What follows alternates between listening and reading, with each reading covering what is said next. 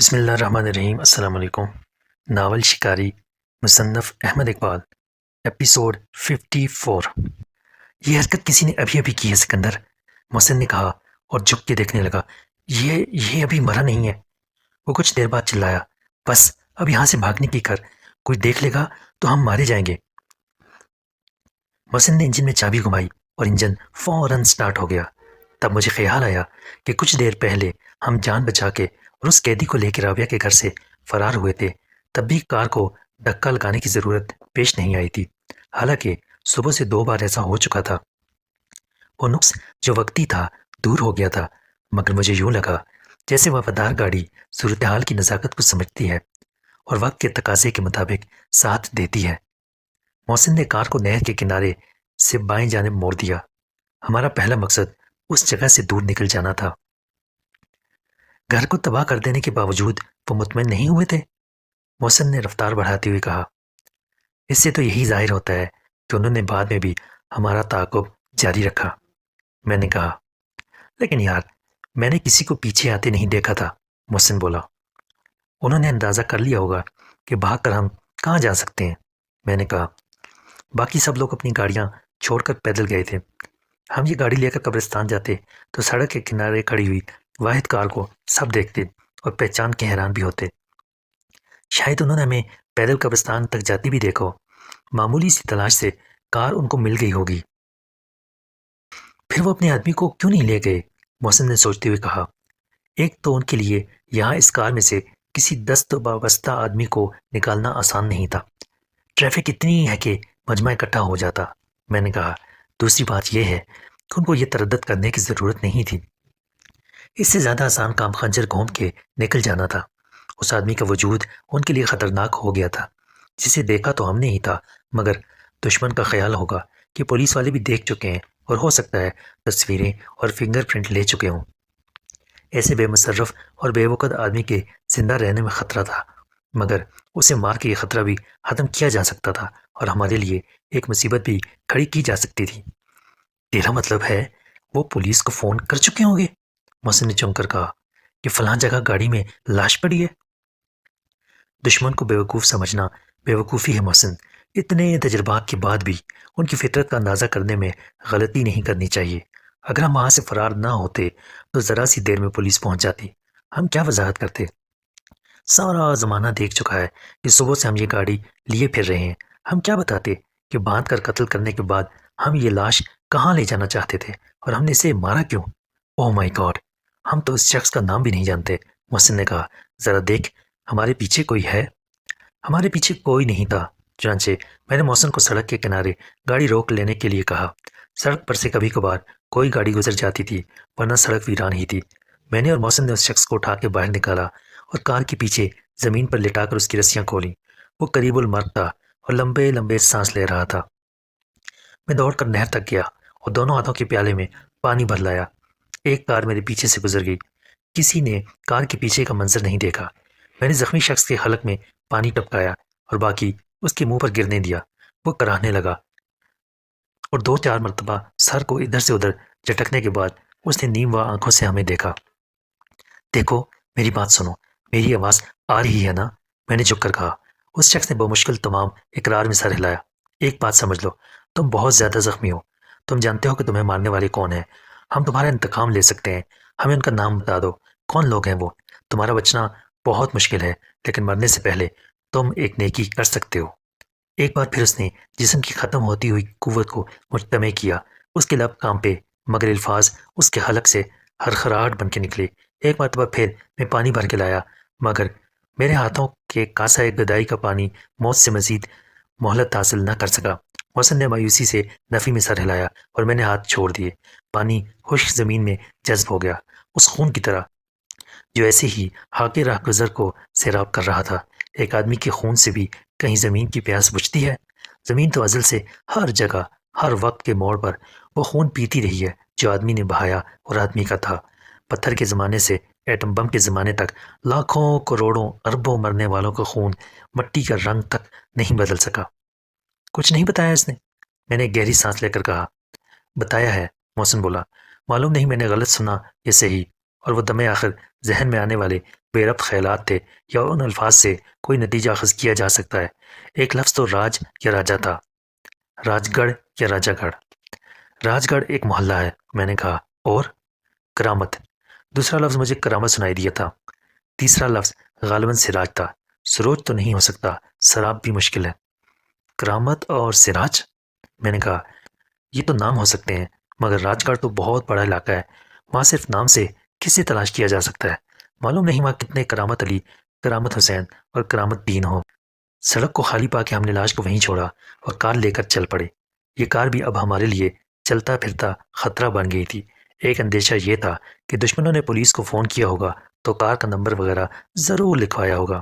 دوسرا اندیشہ یہ بھی تھا کہ ہم جس بنگلے کی دیوار توڑ کے نکل آئے تھے وہاں بھی خواتین نے نمبر دیکھ لیا ہو۔ اس خطرے سے نجات کی بہترین صورت یہی ہو سکتی تھی کہ گاڑی سے نجات حاصل کر لی جائے۔ میں نے اسے تقریباً 2 میل آگے لے جا کر سڑک سے نیچے اتار دیا۔ اس کے کلوز کمپارٹمنٹ میں سے 9,000 روپے کی گڈی کے علاوہ ہم نے کچھ نہیں نکالا تاکہ پولیس کو مالک کا سراغ لگانے میں آسانی ہو۔ رابعہ نے ضامن رضوی صاحب کو اپنے اغوا کیے جانے کی اور بازیابی کے لیے ہماری کوششوں کا تمام ماجرا بتا دیا تھا۔ ہم رکشہ سے اترے تو سورج غروب ہو چکا تھا، مگر رضوی صاحب لان پر بیٹھے تھے، بالکل اکیلے اور اپنے خیالات میں غرق۔ ان کے سامنے کی 3 کرسیاں خالی تھیں اور میز پر چائے کے برتن رکھے تھے۔ انہوں نے ہمیں بتایا کہ رابعہ آرام کر رہی ہے اور بہتر ہوگا اگر ہم اسے مزید پریشان کرنے کے بجائے ہاتھ منہ دھو کے یا غسل کر کے چائے کے لیے حاضر ہو جائیں۔ چائے کا تو بہانہ تھا، وہ ہمیں جھاڑ پلانا چاہتے تھے جس کے ہم مستحق تھے۔ چنانچہ میں اور محسن نے سعادت مندی سے جی کہا اور اندر چلے گئے، مگر نہانے دھونے کے بجائے رابعہ کے پاس جا پہنچے۔ اس وقت رضوی صاحب سے کہنا مشکل تھا کہ وہ رابعہ کی کار کے چوری ہونے کی رپورٹ لکھوانے میں ہماری مدد کریں۔ رابعہ ہماری بات سمجھ سکتی تھی اور رضوی صاحب کو سمجھا سکتی تھی۔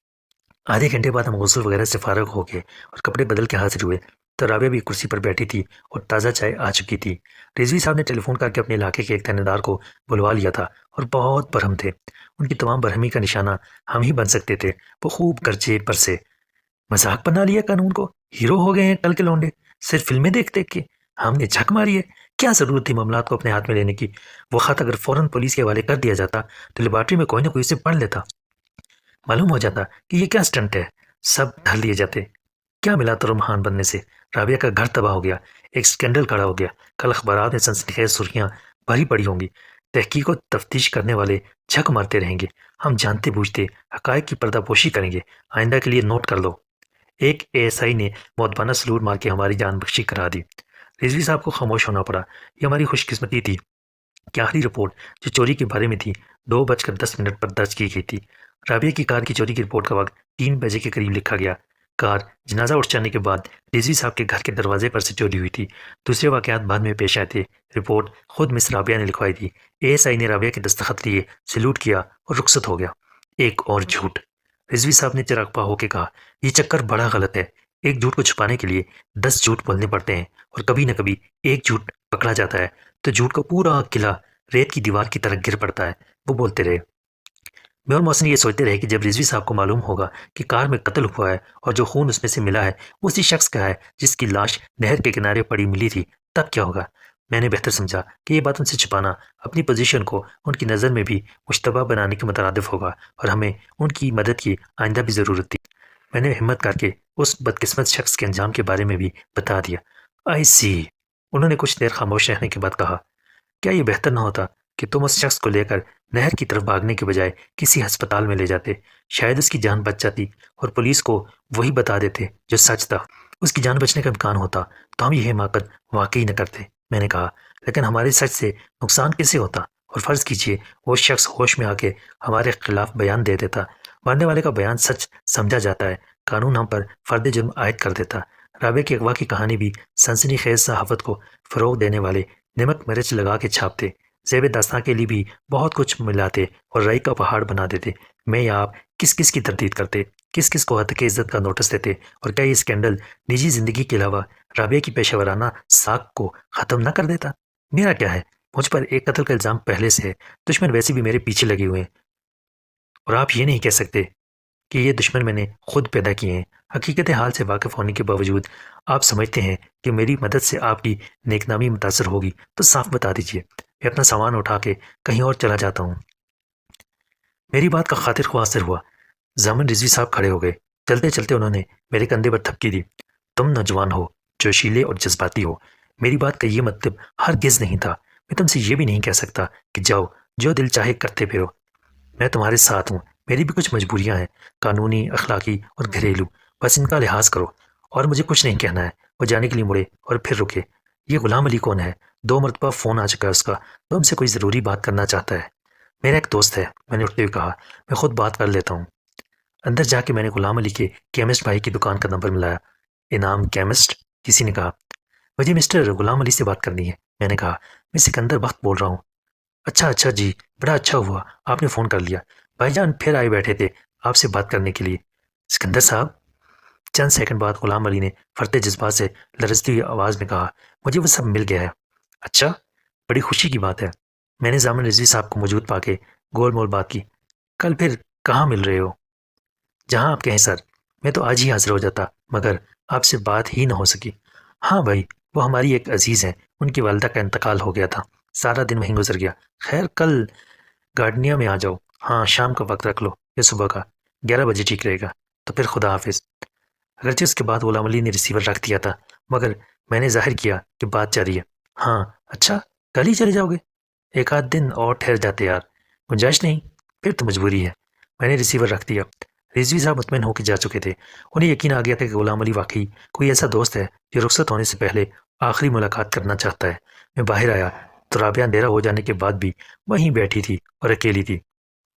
محسن کہاں گیا؟ میں نے بیٹھتے ہوئے کہا، لیکن رابعہ نے کوئی جواب نہیں دیا۔ وہ چپکے آنسو بہا رہی تھی۔ الفاظ کی تسلی بے معنی تھی۔ اس سے نہ نقصانات کی تلافی ہو سکتی تھی اور نہ دل کے درد کو درما ملتا تھا۔ وقت کے یہ زخم وقت کی سچائی سے ہی مندمل ہو سکتے تھے۔ چنانچہ میں خاموش بیٹھا رہا۔ یہ خاموشی بھی لا تعلقی یا بے حسی نہیں تھی، رفاقت اور غمگساری کے، ایک دوسرے کے دکھ کو سمجھنے اور اپنانے کی خواہش اور ذہنی ہم آہنگی کے احساس نے ہمیں جذبات کی زبان میں بات کرنا اور سمجھنا سکھا دیا تھا۔ یہ زبان صدا نہیں، سکوت مانگتی تھی، جس میں دل کا ہر خیالی وسیلہ اظہار کے بغیر دوسرے کے دل میں اتر جائے۔ بقول شاعر، میں نے یہ جانا کہ گویا یہ بھی میرے دل میں ہے والی بات ہو۔ میری ایک مجبوری یہ بھی تھی کہ میں بات کرتے ہوئے ڈرتا تھا۔ اگر میں کہتا کہ رابعہ مجھے معاف کر دو، تمہارے ساتھ جو کچھ ہوا اس کا ذمہ دار میں ہوں۔ میں نے وہ خط تمہارے پاس پہنچایا تھا جس نے ہمیں ذہنی اور جسمانی اذیت میں مبتلا کیا۔ تمہاری عدم موجودگی میں تمہاری ماں مر گئی اور ابھی جسد خاکی اپنی ابدی قیامگاہ تک بھی نہیں پہنچا تھا کہ وہ گھر نہ رہا جس میں اس کی زندگی کا سب سے طویل اور عزیز دور گزرا۔ اس سب کی سزا مجھے ملنی چاہیے تھی، نہ کہ تمہیں۔ تو رابعہ کہتی کہ سکندر، کیا نعوذ باللہ تم دعویٰ کر رہے ہو کہ میرا نوشتہ تقدیر تمہاری تحریر تھا یا تم اس کو بدلنے پر قادر تھے؟ کیا میں فرض کر لوں کہ تمہاری نیت کے خلوص میں کھوٹ ہے اور تم میرے خیر خواہ نہیں تھے؟ معافی مانگ کے تم مجھے اور دکھی دیکھنا نہیں چاہتے تو ایسی فضول باتیں کیوں سوچتے ہو؟ میں نے کہا، احساس کے عذاب سے میں کیسے نجات پاؤں؟ وہ بولی، کوئی بات کرو۔ کب تک چپ بیٹھے میری صورت دیکھتے رہو گے؟ اس نے اب آنسو سمیٹ لیے تھے۔ تم نے کچھ سوچا ہے رہائش کے مسئلے پر؟ میں نے کہا، سوچا تھا، لیکن رضوی صاحب نے مجبور کر دیا کہ مت سوچو۔ وہ بولی، وہ مجھے اس گھر سے جانے نہیں دیں گے۔ اس سے بہتر کوئی صورت نہیں ہو سکتی۔ میں نے کہا، یہاں تم محفوظ رہو گی۔ جب یہ تفتیش وغیرہ ختم ہو جائے گی اور حالات معمول پر آ جائیں گے تو میں اس گھر کا ملبہ صاف کرا دوں گی۔ وہ بولی، ایک نہ ایک دن میں وہاں پھر اپنا گھر بناؤں گی۔ بنا تو کل بھی سکتی ہوں، لیکن ابھی اس کی ضرورت نہیں ہے۔ ہاں، میں نے پھر بزبان خاموشی کہا، جب اس کی ضرورت پیدا ہوگی تو میں بھی تمہارا ساتھ دوں گا۔ وہ تمہارا نہیں، ہمارا گھر ہوگا۔ اس رات میں اور محسن لائٹ آف کیے اپنے اپنے بستر پر خاموش لیٹے رہے۔ ہم اپنے اپنے خیالات کے جنگل میں بھٹک رہے تھے، مگر اس کے باوجود ایک دوسرے کے ساتھ تھے۔ مجھے معلوم تھا محسن کیا سوچ رہا ہے، اور محسن کو یہ بتانا ضروری نہیں تھا کہ میرے خیالات کا دھارا کس سمت میں بہہ رہا ہے۔ صرف ایک بار میں نے کہا تھا، یار سگریٹ ختم ہو گئے، اور محسن نے کہا تھا، ہاں یار سگریٹ ختم ہو گئے۔ ہم دونوں ایک ساتھ اٹھے اور باہر آ گئے۔ نصف شب کی چاندنی اپنا جادو جگا رہی تھی، مگر میرا تصور ویرانوں میں بھٹک رہا تھا۔ مجھے چاندنی ایک قبر کے مرجھائے ہوئے پھولوں پر نظر آئی۔ میں نے چاندنی کو ایک جلے ہوئے مکان کے کھنڈر پر روتے دیکھا۔ پلٹ کر دیکھنے پر مجھے دوسری منزل پر خوابگاہ کی ایک کھڑکی کھلی نظر آئی۔ اس کے فریم میں ایک سایہ رابعہ کے خد و خال کی خبر دے رہا تھا۔ شاید وہ بھی چاندنی کو وہیں دیکھ رہی تھی، اور ویسے ہی دیکھ رہی تھی جیسے میں نے دیکھا تھا۔ میں اور محسن مزمحل اور بے حد تھکے ہوئے تھے، اور ہمارے جسم سکون کی نیند مانگتے تھے، مگر نیند تو ذہن کے دریچوں سے اترتی ہے، اور یہ دریچے منتشر خیالات یہ کثرت سے بند تھے، افریقہ کے جنگلوں کی زمین کی طرح، جہاں درختوں اور شاخوں پر برگ و بار کی کثرت سورج کی ایک کرن کو بھی راہ نہیں دیتی۔ ہم ریلوے اسٹیشن تک گئے، چائے کے 2 کپ پی کر بھی بنچوں پر بیٹھے رہے اور پھر سگریٹ کے پیکٹ خرید کے لوٹ آئے۔ میری آنکھ لگی تو دور سے صبح کی اذان کی آواز آ رہی تھی۔ پھر ایک لمحے کے 2 حصے ہو گئے۔ پہلے حصے میں فوزیہ نے میرے سامنے آ کے کہا، سکندر، کیا یہ سچ ہے کہ تم رابعہ کو چاہنے لگے ہو؟ دوسرے حصے میں فوزیہ کی جگہ رابعہ آ گئی۔ آخر تم کب تک جھوٹ بولتے رہو گے اور بھاگتے رہو گے؟ آگے تو راستے بھی بند ہیں۔ اور مؤذن نے کہا، راستے بند نہیں ہیں، آؤ بھلائی کی طرف، آؤ آؤ بھلائی کی طرف، سچائی کی طرف، اس کی رحمت کے دروازے تو کھلے رہتے ہیں۔ میں اٹھ بیٹھا، وضو کر کے قبلہ رو ہو گیا۔ اس روز نماز کے اعجاز مسیحائی نے مجھے وہ سکون دیا جس کا میں طالب تھا اور جو مجھے کوئی بھی نہیں دے سکتا تھا۔ غوث کے اختیار میں تمام دنیاوی وسائل ہوتے۔ 10:30 بجے میں ریگل کے سٹاپ پر اترا تو زندگی کی ہر رونق اور تمام گہما گہمی عروج پر تھی۔ گزرے ہوئے دن اور یاد رفتگاں کا خیال کسی کی راہ میں حائل نہ تھا، اور میں نے بھی سڑک عبور کی تو میں صرف غلام علی کے بارے میں سوچ رہا تھا۔ گارڈینیا کے شفاف شیشوں والے دروازے پر ابھی تک پلاسٹک کی سفید تختی اویزاں تھی جس پر سرخ حروف سے کلوزڈ لکھا ہوا تھا۔ اس معیار کے ریستوران 11:30 بجے تک ہی کھلتے ہیں۔ میں ایک بک سٹال پر کتابیں دیکھتا رہا۔ 10 منٹ بعد میں نے ہر اخبار کی ایک ایک کاپی طلب کی تو دکاندار نے مجھے غور سے دیکھا اور زیر لب مسکرایا۔ میں پرواہ کیے بغیر مخالف سمت کے بس سٹاپ پر مردانہ حصے کی بینچ پر جا بیٹھا۔ تمام اخبارات نے شہر کے مشہور وکیل کے مکان میں دھماکوں کا اور آتش زدگی کا ذکر کیا تھا، تصاویر شائع کی تھیں اور حالات کے پراسرار ہونے پر تبصرہ کیا تھا، کیونکہ یہ سب کچھ وکیل رابعہ قاری کی والدہ کا جنازہ اٹھتے ہی ہوا تھا اور اتفاق سے وہ خود گھر سے جا چکی تھیں۔ اخبار میں رابعہ کی تصویر تھی۔ ضامن رضوی صاحب کی تصویر بھی ایک اخبار نے الگ چھاپی تھی کہ انہوں نے تفتیش کے موقع پر نگرانی کی اور مس رابعہ قاری سر دست انہی کے ساتھ قیام پذیر ہیں۔ مزید تصویریں 3 سوختہ لاشوں کی تھیں جو ملبے سے برآمد ہوئی تھیں اور پہچانے جانے کے قابل نہیں تھیں۔ گولیاں چلنے کا ذکر کہیں نہیں تھا اور یہ غالباً رضوی صاحب کی ذاتی کوششوں کے طفیل ممکن ہوا تھا۔ اخبارات نے اسے بے ضمیر لوگوں کی انتقامی کارروائی قرار دیا تھا اور حکومت سے سخت اور فوری اقدامات کا مطالبہ کیا گیا تھا۔ صرف ایک اخبار نے رابعہ قاری ایڈوکیٹ کی کار کے چوری ہونے کی خبر کے ساتھ کار کی تصویر بھی چھاپ دی تھی اور قیاس آرائی کی بنیاد پر کار میں ملنے والے خون کے نشانات کو اس لاش سے منسوب کر دیا تھا جو پولیس کو اسی سڑک پر 2 میل دور ملی تھی۔ رپورٹر نے خیال ظاہر کیا تھا کہ حملہ آور بھاگتے وقت گاڑی بھی لے گئے اور کسی آپس کے اختلاف کے باعث انہوں نے اپنی ہی ایک ساتھی کو بھی قتل کر کے پھینک دیا۔ صرف ایک اخبار نے اس بنگلے کی تصویر چھاپی تھی جس میں ایک چوری کی سفید ٹویوٹا میں آنے والے ایک سرخ فاکس ویگن کا تعاقب کرتے ہوئے پہنچے تھے، لیکن کار چھوڑ کر بھاگنے پر مجبور ہو گئے تھے۔ جب میں نے اخبار سمیٹے تو 11:10 ہو چکے تھے۔ گارڈینیا کے بند دروازوں پر وہی تختی پلٹ دی گئی تھی اور اب اوپن کے الفاظ خوش آمدید کہہ رہے تھے۔ میں نے اخبار کو وہیں چھوڑا اور ریسٹورنٹ میں داخل ہو گیا جہاں اندھیرے اجالے کا نرم امتزاج بڑا سکون بخش تھا۔ ہر میز خالی تھی اور میں اندر قدم رکھنے والا پہلا شخص تھا۔ مجھے کچھ مایوسی ہوئی۔ میرا خیال تھا غلام علی مجھے انتظار کرتا ملے گا، مگر وقت کی پابندی نہ کرنا ہماری قومی عادت ہے۔ خود میں بھی 10 منٹ دیر سے پہنچا تھا۔ غلام علی کو آدھے گھنٹے کی دیر بھی ہو سکتی تھی۔ میں نے چائے کا ایک کپ ختم کیا اور سگریٹ جلائی تو 11:30 میں 5 منٹ کم تھے۔ میری نظر شیشوں سے گزر کے مال روڈ کی ٹریفک پر چلی گئی اور اچانک میں نے غلام علی کو دیکھا۔ وہ سڑک پار کرنے کے لیے ایک بس کے گزر جانے کا انتظار کر رہا تھا۔ اس کی بغل میں زرد رنگ کا زپ والا بیگ تھا جسے اس نے مضبوطی سے پکڑ رکھا تھا۔ اس نے آدھی سڑک عبور کی اور ایک کار کو گزر جانے کا موقع دینے کے لیے رک گیا۔ پھر میری نظروں کے سامنے اس کار نے یک لخت رخ بدلا اور غلام علی کو خبر تک نہ ہوئی۔ کار نے اسے ٹکر مار کے اچھالا۔ وہ مضحکہ خیز اندازے پر اوپر گیا اور پھر سڑک پر گرا۔ کار پلک چھپکتے میں اس کے اوپر سے گزر گئی۔ میں نے جیب سے ایک نوٹ نکال کے رکھا اور باہر بھاگا۔ میں نے یہ بھی نہیں دیکھا کہ وہ 10 کا نوٹ تھا یا 100 کا۔ میرے پہنچنے سے پہلے غلام علی کے گرد مجمع اکٹھا ہو گیا تھا، لیکن وہ کار غائب ہو چکی تھی۔ ادھر ادھر سے دوڑ کر آنے والے بے بسی سے خاک و خون میں غلطاں اس ٹوٹے پھوٹے بدنما گوشت کے پھڑکتے ہوئے ڈھیر کو دیکھ رہے تھے جو ابھی چند لمحے پہلے انہی کی طرح 100% جیتا جاگتا آدمی تھا، مگر اسے قطعی خبر نہ تھی کہ ان خوبصورت چمکتی دمکتی اور قیمتی کاروں میں سے ایک فرشتہ اجل کا دھوکہ دینے والا روپ ہے۔ موت اتنی مکار اور بدصورت ہوتی ہے۔ وہ خود کو اور ان بہت سی کاروں کو دیکھ رہے تھے جو اب بھی بچ بچ کے گزرتی جا رہی تھیں۔ یہ کون سوچ سکتا ہے کہ آدمی کی قاتل کار ہو سکتی ہے؟ شمشیر و سنا، خنجر، بھالے، بم، بندوق، زہریلا ہلاہل یا خون اشام درندوں سے تو موت کا تصور ابھرتا ہے، مگر کار جس میں خوش نصیب، خوش پوش اور خوش باش لوگ خوبصورت لڑکیوں کے ساتھ پھرتے ہیں اور جسے خریدنے کے لیے ہزاروں لاکھوں روپے جمع کرنے پڑتے ہیں جائز و ناجائز ذرائع کا خیال کیے بغیر، اور جس سے آدمی کو عزت اور خود پر غرور کی مسرت ملتی ہے، اس کار میں اور دل میں پیوست ہو جانے والے خنجر میں اور سر کو پاش پاش کر دینے والی گولی میں کوئی فرق نہیں۔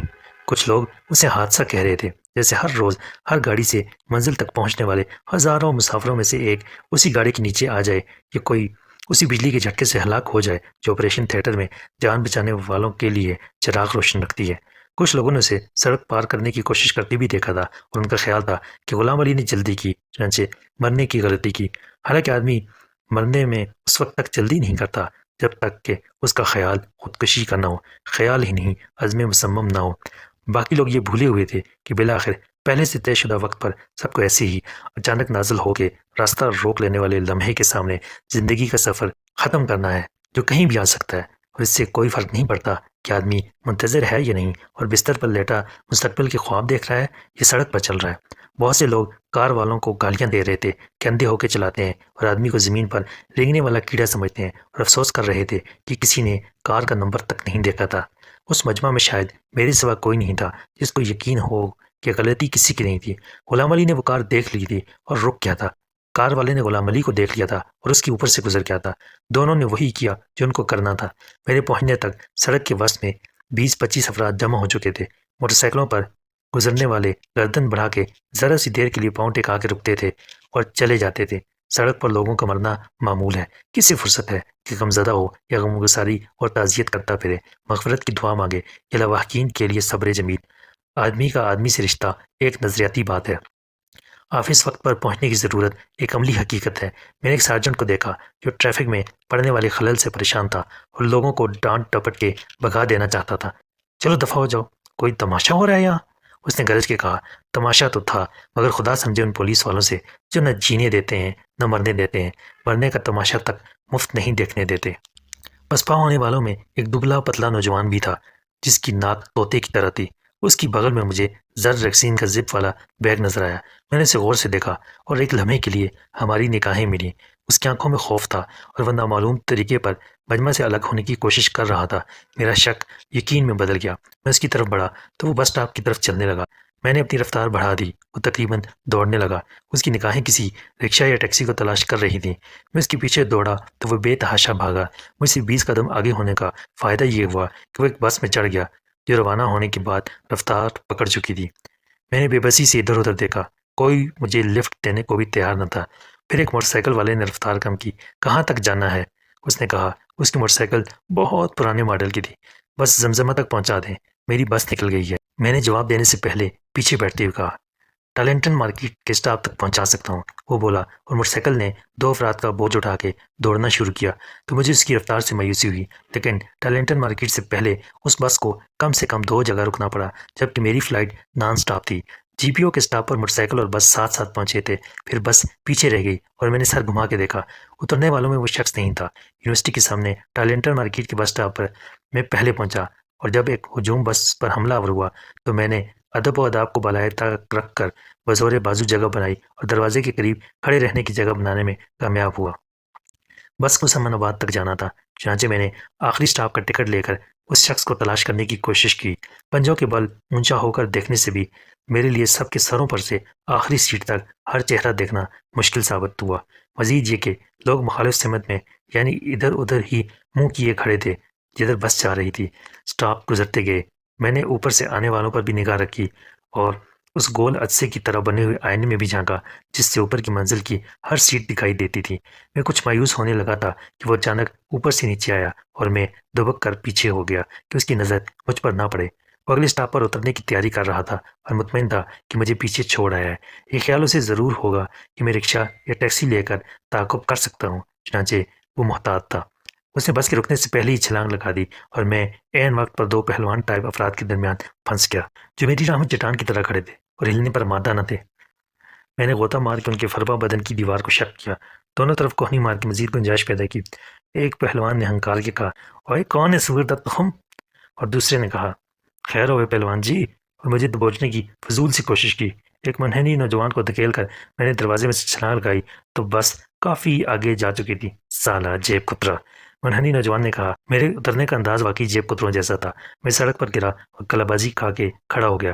زرد بیگ والا 50 قدم پیچھے مخالف سمت میں جا رہا تھا۔ اچانک اس نے پلٹ کر دیکھا اور مجھ پر نظر پڑتے ہی بھاگا۔ یہ رہائشی علاقہ تھا جہاں ٹریفک نہ ہونے کے برابر تھی۔ ایک گلی میں 100 گز کی دوڑ لگانے کے بعد درمیانی فاصلہ آدھا ہو گیا تھا کہ وہ گھوم گیا۔ میں اس موڑ تک پہنچا تو وہ یوں غائب ہو گیا تھا جیسے ہوا میں تحلیل ہو چکا ہو۔ صاف ظاہر تھا کہ وہ کسی گھر میں گھس گیا ہے۔ 1 منٹ کے فرق سے وہ زیادہ دور نہیں جا سکتا تھا، لیکن میرے لیے شروع کے گھروں کا دروازہ بجا کے پوچھنا بھی ناممکن تھا کہ یہاں کوئی زرد بیگ والا آیا ہے۔ اچانک مجھے احساس ہوا کہ میں گلی کے موڑ پر جس مکان کے سامنے کھڑا ہوں وہ مقفل ہے اور غیر آباد لگتا ہے۔ گلی میں ایک طرف 2 بچے کھیل رہے تھے، دوسری طرف ایک سبزی والا اپنی ریڑھی کو دھکیلتا اپنی آمد کا اعلان کرتا جا رہا تھا۔ اس کا منہ دوسری طرف تھا، لیکن کسی بھی دروازے سے کوئی عورت سبزی خریدنے نکل سکتی تھی۔ میں نے خدا پر بھروسہ کرتے ہوئے اوپر سے نیچے آنے والے زنگ خوردہ لوہے کے پائپ کو دیکھا اور 2 منٹ کے بعد چھت پر جا پہنچا۔ نیچے گلی میں سبزی والے کو 2 عورتوں نے گھیر لیا تھا، مگر ان کی توجہ آلو بینگن وغیرہ کی طرف تھی۔ ارد گرد چھتوں پر کپڑے سوکھ رہے تھے۔ میں نے فوراً کونے کی 3 دیواروں کے حصار میں پناہ لی جو بیت الخلاء تھا اور لاہور کے اکثر پرانے مکانوں کی طرح چھت پر اوپن ایئر بنایا گیا تھا۔ گلی کی طرف کی دیوار کے ایک موقع سے میں نے زرد بیگ والے کو سر نکال کر جھانکتے دیکھا۔ وہ 2 گھروں کے درمیان واقع چھوٹی سی مسجد میں گھس گیا تھا۔ اب اس کے حیران ہونے کی باری تھی کہ تعاقب کرنے والا یکلخت چھلاوا بن کے کہاں غائب ہو گیا۔ میں دلچسپی سے اس کو مشاہدہ کرتا رہا۔ چند منٹ بعد جب اسے یقین آنے لگا کہ میں واپس جا چکا ہوں تو وہ مسجد کے محرابی دروازے کی پناہ سے نکلا۔ میں نے موقع کا خیال کیے بغیر پھر پائپ کی مدد سے لینڈ کیا۔ چڑھنے کی نسبت اترنے کا عمل بہت آسان تھا۔ کسی نے چلا کے مجھ سے کچھ کہا، مگر میں پھر زرد بیگ والے کے پیچھے دوڑا اور اس ریس میں دخل انداز ہونے کی کوشش سب سے پہلے سبزی والے نے کی، لیکن آگے والا بلا کا پرتیلا تھا۔ سبزی والا ایک دھکے میں نیچے گرا۔ زیادہ مشتعل ہو کے اس نے ریڑھی کی مدد سے میرا راستہ بلاک کرنا چاہا۔ مجبوراً مجھے ریڑھی الٹ کے راستہ بنانا پڑا۔ وہ چیخو پکار کرتا ہوا 1-2 قدم دوڑا، پھر رک گیا۔ وہ ریس میں شریک ہو کے ناکام واپس لوٹتا تو تمام گھریلو خواتین سیلف سروس کر کے ایک دن کی بھاجی مفت پکانے کے لیے لے جاتی۔ وہ ایک بگلی سڑک پر طلوع ہوا اور میں نے 1 فرلانگ تک اس کا پیچھا کیا۔ اس کا سٹیمنا بھی کمال تھا کہ 1 میل سے زیادہ دوڑ لینے کے باوجود تھکن سے اس کی رفتار میں کبھی نہیں آئی تھی، مگر میرا سانس پھولنے لگا تھا۔ بگلی سڑک ایک اور سڑک سے جا ملی جو کچھ بڑی تھی اور پھر ایک دلچسپ اتفاق ہوا۔ کوئی شخص ایک موٹر سائیکل سے بچنے کی کوشش میں کھمبے سے ٹکرایا اور گر گیا۔ موٹر سائیکل دوسری جنگ عظیم کے زمانے کی ٹرائمف ملٹری ماڈل تھی اور اسے ایک پولیس والا چلا رہا تھا جس نے موٹر سائیکل روک کے مشتبہ طور پر فرار ہونے والے کو روک لیا۔ میں نے غور سے دیکھا تو پولیس مین حشمت خان تھا۔ تھانے سے باہر غیر معمولی حالات میں میری اس سے یہ دوسری ملاقات تھی۔ وہ اب زرد بیگ والے نوجوان سے کچھ پوچھ رہا تھا اور اس کا زرد بیگ ہاتھ میں لے چکا تھا۔ زرد بیگ والے نے میری طرف دیکھا تو میں نے ہونٹوں پر انگلی رکھ کے اسے خاموش رہنے کا اشارہ کیا۔ وہ سخت تذبذب میں پڑ گیا۔ اس کے لیے آگے کھائی پیچھے خندق والا مسئلہ تھا۔ پھر شاید پولیس کو بڑی مصیبت سمجھتے ہوئے اس نے مجھ سے نمٹنے کو ترجیح دی۔ میرے اشارے کا مطلب کچھ یہی نکلتا تھا کہ انسپیکٹر کو کچھ معلوم نہ ہونے پائے، اور اس سے یہ نتیجہ بھی اخذ کیا جا سکتا تھا کہ میں اسے پولیس سے نجات دلانے کے موڈ میں ہوں۔ ہم دونوں کو مشترکہ دشمن تھا اور ہمارا وقتی اتحاد اس کا مقابلہ کرنے کے لیے ضروری تھا۔ زرد بیگ والے نے یہ بات سمجھ لی۔ اگر وہ الٹا مطلب نکالتا اور تعاون نہ کرتا تو مجھے کوئی نقصان نہ ہوتا۔ میں پاس سے آ کے کہتا، ہیلو حشمت خان، بھائی خوب ملے، کیا حال ہے؟ حشمت خان سودا کرنے والا آدمی تھا، اس سے بیگ کا سودا کیا جا سکتا تھا اور اس چور کو بند کر دیں کبھی۔ جب میں نے حشمت خان کو پیچھے سے دبوچا اور اس کی کنپٹی پر ہاتھ مار کے بے سود کر دیا تو اسے بالکل خبر نہ ہوئی کہ حملہ آور کون تھا۔ بیگ قابو میں کر کے میں نے اس نوجوان کی طرف دیکھا، بیٹھو میرے ساتھ ورنہ دونوں پکڑے جائیں گے، میں نے چلا کر کہا اور حشمت خان کی موٹر سائیکل پر جا بیٹھا جس کا انجن چل رہا تھا۔ نوجوان خوفزدہ اور ہکا بکا کھڑا تھا اور گلی میں پڑے ہوئے حشمت خان کے ڈھیر کو گھور رہا تھا۔ دوسری طرف سے 2 آدمی ہلڑ مچاتے آ رہے تھے، پاگل کے بچے، مجھے بھی مروا دو گے؟ میں نے موٹر سائیکل کو گیئر میں ڈالا اور نوجوان دوڑ کر پیچھے بیٹھ گیا۔ اس عجیب الخلقت موٹر سائیکل کو سنبھالنا اور چلانا آسان نہیں تھا، مگر میں نے اسے جان ہتھیلی پر رکھ کے یوں چلایا جیسے بازیگر موت کے گولے میں چلاتے ہیں۔ سمت کا خیال کیے بغیر میں 3 میل دور نکل گیا۔ اتنی دیر میں مجھے اندازہ ہو چکا تھا کہ میرے ساتھ بیٹھا وہ نوجوان نو آموز ہے، پیشہ ور نہیں، ورنہ اب تک وہ خنجر پستول نکال چکا ہوتا۔ ایک سنسان جگہ موٹر سائیکل روک کے میں نے اس نوجوان کو دیکھا۔ تم نے اس پولیس والے کو کچھ بتایا تھا اپنے بارے میں؟ میں نے پوچھا۔ صرف نام، مگر وہ بھی غلط تھا۔ وہ بولا، خدا کے لیے یہ بیگ مجھے دے دو۔ خدا کے لیے؟ میں نے حیرانی سے کہا، خدا کو اس بیگ کی کیا ضرورت ہے؟ جن کو ضرورت ہے ان کو خدا کہنا کفر ہے۔ تمہیں کچھ معلوم ہے وہ کون لوگ ہیں اور اس بیگ میں کیا ہے؟ مجھے مجھے کچھ نہیں معلوم، وہ بولا۔ جھوٹ بولو گے تو اس سے زیادہ برا حشر کروں گا، میں نے حشمت خان کے حوالے سے کہا۔ ایک وار میں گردن بھی توڑ سکتا ہوں میں، وہ تو اٹھ کھڑا ہوگا تھوڑی دیر میں، تم یہیں پڑے رہ جاؤ گے۔ میں نے ایک درخت کی خاصی موٹی شاخ کو جھکایا اور اس پر ہاتھ مارا، شاخ درمیان سے ٹوٹ گئی۔ وہ خوف سے کانپنے لگا۔ قسم خدا کی میں کسی کو نہیں جانتا، کچھ نہیں جانتا۔ مجھ سے ایک آدمی نے کہا تھا کہ ریگل کے بس اسٹاپ پر کھڑے رہنا 10:30 بجے، وہاں ایک حادثہ ہوگا، جو شخص حادثے کا شکار ہوگا اس کے پاس ایک فائل ہوگی، فائل کسی بیگ یا بریف کیس میں بھی ہو سکتی ہے، تم کو وہ فائل لے کر کھسکنا ہے، کامیاب رہے تو 10,000 ملیں گے۔ کہاں ملیں گے؟ کون دے گا؟ میں نے کہا۔ کیا تم اسی کے پاس جا رہے تھے؟ میں نے سوچتے ہوئے کہا۔ نہیں، اس نے کہا تھا ہم خود تمہارے گھر آ کے فائل لے لیں گے، مگر میں نے کہا میں گھر کا پتہ نہیں بتا سکتا، وہاں ایک تو میرا چھوٹا بھائی ہے جی، اس سے پولیو ہو گیا تھا اور ٹانگیں بیکار ہو گئیں، ڈاکٹروں نے کہا علاج سے کوئی فائدہ نہیں، بیت کی کرسیاں بن لیتا، ایک ماں ہے، میری آمدنی سے گزارا نہیں ہوتا، وہ رونے کے قریب ہو گیا تھا۔ تم خود کچھ نہیں کرتے؟ میں نے کہا صبح اخبار تقسیم کرتا ہوں جی، اس کے بعد کالج جاتا ہوں، شام کو ٹیوشن بھی پڑھاتا ہوں۔ وہ بولا۔ اور یہ 10,000 لے کر تم کیا کرتے؟ میں نے کہا بھائی نے کہا تھا دکان لے لو، کام زیادہ ملے گا، زیادہ آمدنی ہوگی، تم پڑھتے رہنا۔ وہ رونے لگا۔ اب وہ مجھے مار ڈالیں گے، یہ لوگ ایسے ہی ہوتے ہیں۔